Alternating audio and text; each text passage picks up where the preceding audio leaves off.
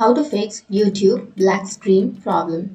So if you want to fix your YouTube black screen problem, then the first thing you need to do is simply go for your Windows, and then you can simply go for the power button, and here you can go for restart, and you can restart your device. And once you restart your PC or your laptop, now you can go for your browser, and after opening your browser you can go for the upper right, which has that three dots icon, and here you can go for your history, and then again go for history, and here you need to clear your browsing data.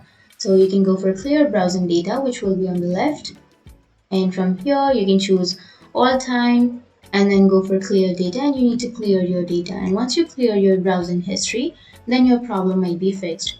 You can simply go back, and then you need to go to your YouTube, and once you open up your YouTube, now your black screen problem will be fixed. So that's it. That's how you fix your problem.